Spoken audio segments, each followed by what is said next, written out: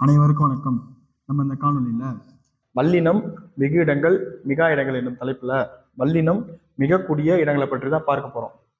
அதாவது 5ஆம் வேற்றுமை உருவும் அதனுடைய பயனும் மறைந்து வரக்கூடிய இடத்துல வல்லொற்று மிகுமா மிகாதா அப்படின்னு பார்த்தீங்கன்னா அங்க இடையில வல்லொற்று மிகும்.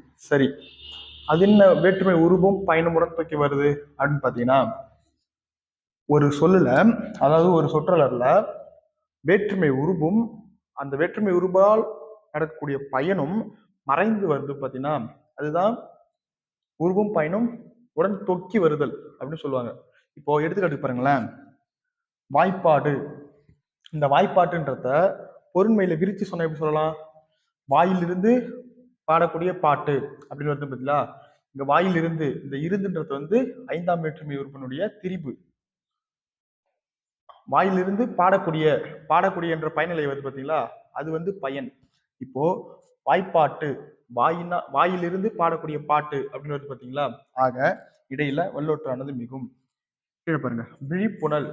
இதை பொருண்மையில விரிச்சு சொன்ன எப்படி சொல்லலாம்?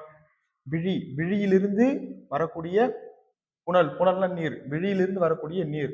இது பக்தி இலக்கியங்களில் இது போன்ற சொற்கள் அதிகமாக காணப்படும். இப்போ விழியிலிருந்து வரக்கூடிய நீர் அப்படின்றது பார்த்தீங்களா, அந்த இடத்திலையும் பொருண்மை விரிச்சு சொன்னா 5ஆம் வேற்றுமை உருவும் வருது, அதனுடைய பயனும் வருது. ஆக 5ஆம் வேற்றுமை உருவும் அதனுடைய பயனும் மறைந்து வரக்கூடிய இடத்துல வல்லொற்றானது மிகும் என்பதுதான் நான் இந்த காணொளியில் உங்களிடம் கருத வந்துள்ளேன்.